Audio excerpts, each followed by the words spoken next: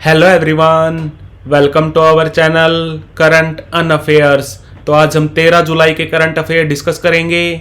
तो चलो वीडियो शुरू करते हैं।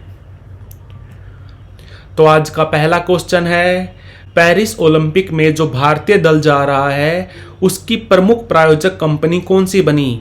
आपको बता दूं, जो ये पेरिस ओलंपिक हो रही हैं ये 33वें नंबर के हो रही हैं। मोटो है गेम्स वाइड ओपन, मैस्कोट यानी कि शुभंकर है फाइजीरियन कैप। और इसमें जो भारतीय दल जा रहा है इसको 14 कंपनियां स्पॉन्सर करेंगी। इनमें से एक रिलायंस है, फुटवियर ब्रांड प्यूमा, इसके अलावा हर्बल लाइफ, भारत पेट्रोलियम। तो कुल मिलाकर 14 कंपनियां स्पॉन्सर कर रही हैं। तो इनमें से है अडानी समूह। अडानी ग्रुप बना था 1988 में, इसका हेडक्वार्टर है अहमदाबाद में। और पेरिस ओलंपिक में भारत की तरफ से सैफ डी मिशन कौन नियुक्त हुए, तो वो हुए हैं 2012 के ब्रोंज मेडलिस्ट गगन नारंग। और फ्लैग बीरर कौन होंगे, पीवी सिंधु और शरत कमल और पीवी सिंधु, इन दोनों का संबंध है बैडमिंटन से। और बात करें अगर इंटरनेशनल ओलंपिक कमेटी की, तो ये बनी थी 1896 में। और इंडियन ओलंपिक एसोसिएशन बना था 1927 में। इंडियन ओलंपिक एसोसिएशन के प्रेसिडेंट कौन है, तो वो है पीटी ऊषा। तो आंसर इसका अडानी समूह। हाल ही में सरकार ने हज यात्रा के लिए किसे नोडल मंत्रालय बनाया है, तो ये बनाया है अल्पसंख्यक मंत्रालय को। पहले कौन सा मंत्रालय था इसके लिए, हज यात्रा के लिए पहले नोडल मंत्रालय था विदेश मंत्रालय, अब बना दिया है अल्पसंख्यक मंत्रालय। हमारे अल्पसंख्यक मंत्रालय के कैबिनेट मंत्री कौन है, तो वो है किरण रिजिजू। और विदेश मंत्री कौन है, तो वो है जयशंकर। और आपको बता दूं, जो ये हज यात्रा होती है, हज यात्रा में मुस्लिम लोग कहाँ पर जाते हैं, मक्का में जाते हैं। मक्का मुस्लिम लोगों का सबसे पवित्र शहर है। पहले पे है मक्का, दूसरा सबसे पवित्र शहर है मदीना, और तीसरा कौन सा है, जेरूसलेम या यरूशलेम दो देशों की राजधानी है, पैलेस्टाइन और इजराइल की। तो मैं आपको बता रहा था, हज यात्रा में मुस्लिम लोग मक्का में जाते हैं। मक्का में क्यों जाते हैं, मक्का में एक जगह है काबा को हाउस ऑफ अल्लाह यानी कि अल्लाह का घर भी बोला जाता है। और ये हज यात्रा हर मुसलमान के लिए जिंदगी में एक बार करना अनिवार्य है। और ये इस्लाम धर्म में जो 5 पिलर हैं उनमें से एक है हज यात्रा। कहाँ पर होती है, इसके लिए लोग जाते हैं मक्का में, क्योंकि मक्का में है काबा को बोला जाता है हाउस ऑफ अल्लाह। तो अभी सरकार ने हज यात्रा के लिए अल्पसंख्यक मंत्रालय को नोडल मंत्रालय बनाया है। पहले कौन सा था, पहले था विदेश मंत्रालय। हाल ही में आईसीसी ने प्लेयर ऑफ द मंथ किसको घोषित किया, कौन से महीने के लिए, जून महीने के लिए। तो आंसर इसका जसप्रीत बुमराह। पुरुषों में जसप्रीत बुमराह और फीमेल्स में स्मृति मंधाना। इन दोनों का संबंध है इंडिया से। और ये पहली बार हुआ है कि एक ही देश के दोनों मेल और फीमेल प्लेयर्स को प्लेयर ऑफ द मंथ का अवार्ड मिला है।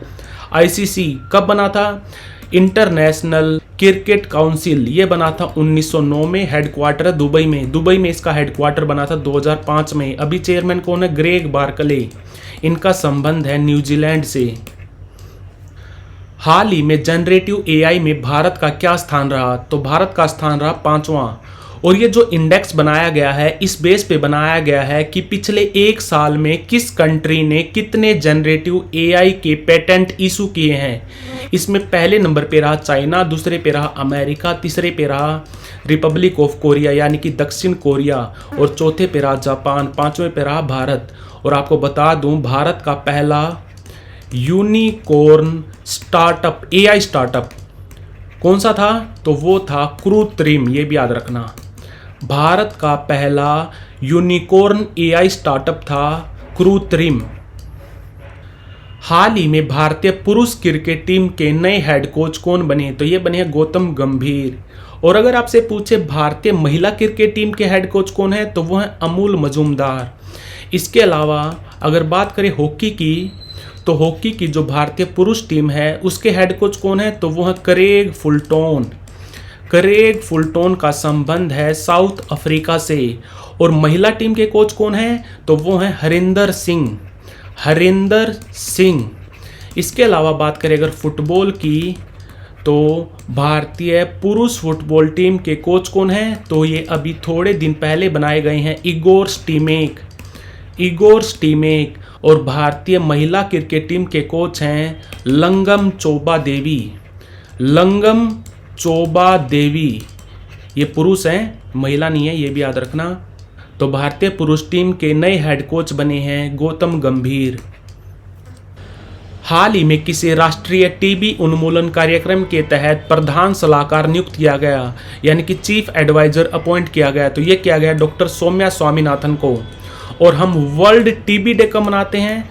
वर्ल्ड टीबी डे मनाते हैं हम 24 मार्च को। और आपको बता दूं, भारत सरकार ने लक्ष्य रखा है कि साल 2025 तक हमें टीबी को ख़त्म करना है। क्यों? क्योंकि इस टाइम टीबी के सबसे ज़्यादा केस हैं भारत में। पूरे वर्ल्ड में पहले नंबर पे है इंडिया। भारत में पूरी दुनिया के 27% टीबी के मामले आते हैं।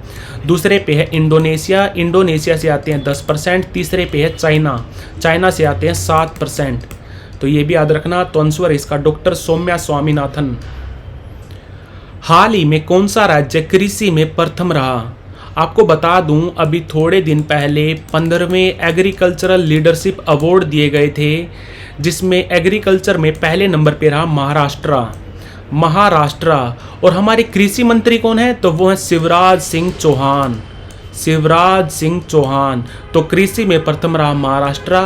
और बागवानी की बात करें, यानी कि हॉर्टिकल्चरल की बात करें, तो हॉर्टिकल्चर में पहले नंबर पे रहा नागालैंड। नागालैंड, ये भी याद रखना। विश्व जनसंख्या दिवस कब मनाया जाता है? तो ये मनाया जाता है 11 जुलाई को। किसके द्वारा? इसका ऑफिशियल सेलिब्रेशन करता है UNDP, United Nation Development Program. कब बना था? 1965 में। हेडक्वार्टर है न्यूयॉर्क सिटी में। और अभी इसके हेड कौन है? तो वो है अकीम स्टेनर। अकीम स्टेनर, ये भी याद रखना। तो विश्व जनसंख्या दिवस मनाया जाता है 11 जुलाई को। हाल ही में लंदन में हुई अंतर्राष्ट्रीय समुद्री संगठन की परिषद के 132वें स्तर में भारत का नेतृत्व किसने किया? तो ये किया टीके रामचंद्रन जी ने।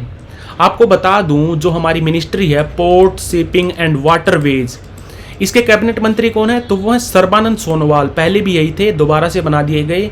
ये असम राज्य के सीएम भी रह चुके हैं। और पोर्ट, शिपिंग और वाटरवेज के सेक्रेटरी कौन है? तो वो है टीके रामचंद्रन। ये भी याद रखना। ये भारत का नेतृत्व करेंगे इंटरनेशनल मैरीटाइम ऑर्गेनाइजेशन के 132वें स्तर में। इंटरनेशनल मैरीटाइम ऑर्गेनाइजेशन बना था 1948 में। इसका हेडक्वार्टर है लंदन में। हाल ही में तीसरे BWF Saint Denis Reunion Open 2024 में पुरुष एकल का खिताब किसने जीता? तो पुरुष एकल का खिताब जीता है थारुण मन्नेपल्ली ने। और बात करें अगर महिलाओं की, तो महिलाओं में जीता है तस्नीम मीर ने। तस्नीम मीर ने, ये भी याद रखना। और बात करें अगर BWF की, वर्ल्ड बैडमिंटन फेडरेशन, जो बना था 1934 में। इसका हेडक्वार्टर है कवालालंपुर में। और अभी इसके प्रेसिडेंट हैं पोल एरिक होयर लार्सन। पोल एरिक होयर लार्सन। तो पुरुष एकल का खिताब जीता है थारुण मन्नेपल्ली ने। और महिला एकल का खिताब जीता है तस्नीम मीर ने। कृषि नेतृत्व पुरस्कार 2024 में बागवानी में कौन सा राज्य प्रथम रहा? तो ये रहा नागालैंड। नागालैंड। नागालैंड की बात करें तो सीएम कौन है? तो वो नेफ्यू रियो। नेफ्यू रियो की पार्टी कौन सी है? National democratic progressive party. और यहाँ पर राज्यपाल कौन है? तो वो ला गानसेन। ला गानसेन। हाल ही में किसे सर्वसम्मति से news broadcasters and digital association, यानी कि NBDA के प्रेसिडेंट के रूप में नियुक्त किया गया? तो ये किया गया है रजत शर्मा को। रजत शर्मा अभी चेयरमैन है इंडिया टीवी के। और बात करें अगर NBDA की, ये भारत की सबसे बड़ी यानी कि लार्जेस्ट ऑर्गेनाइजेशन है न्यूज ब्रॉडकास्टिंग में। हाल ही में BSF ने, यानी कि बॉर्डर सिक्योरिटी फोर्स ने, किस बैंक के साथ मिलकर श्रीनगर में वृक्षों के साथ बड़े वृक्षारोपण अभियान शुरू किया? तो ये किया है SBI बैंक के साथ। और बात करें अगर BSF की, यानी कि बॉर्डर सिक्योरिटी फोर्स, ये बनी थी 1965 में। ये हमारे गृह मंत्रालय यानी कि होम मिनिस्ट्री के अंडर काम करती है। DG कौन है? तो वो नितिन अग्रवाल। बीएसएफ को ब्रो से कंफ्यूज मत करना, ब्रो है बॉर्डर रोड ऑर्गेनाइजेशन, ये बना था 1960 में। अभी इसके डीजी कौन है, तो वो है रघु श्रीनिवासन। और बात करें अगर एसबीआई बैंक की, तो एसबीआई बैंक का राष्ट्रीयकरण हुआ था 1 जुलाई 1955 को। हेडक्वार्टर है मुंबई में। अभी चेयरमैन है दिनेश कुमार खरे। हाल ही में भारत ने किस कंट्री के साथ जैविक उत्पादों यानी कि ऑर्गेनिक प्रोडक्ट्स के लिए ऐतिहासिक समझौते पर हस्ताक्षर किए, तो आंसर इसका ताइवान। ताइवान के साथ किए। ताइवान की कैपिटल क्या है, ताइपे। ताइपे। और यहाँ पर मुद्रा चलती है न्यू ताइवान डॉलर। और अभी थोड़े दिन पहले ताइवान के नए प्रेसिडेंट बनाए गए हैं जिनका नाम है लाई चिंग ते। लाई चिंग ते। हाल ही में यूनेस्को ने 11 देशों के 11 नए बायोस्फीयर रिजर्व जोड़े हैं। तो अभी दुनिया में टोटल कितने बायोस्फीयर रिजर्व हो चुके हैं, तो अभी हो गए हैं 759। भारत में कितने हैं, भारत में टोटल 18 बायोस्फीयर रिजर्व हैं। पहला कौन सा था, नीलगिरी। कब बना था, ये बना था 1986 में, 1986 में।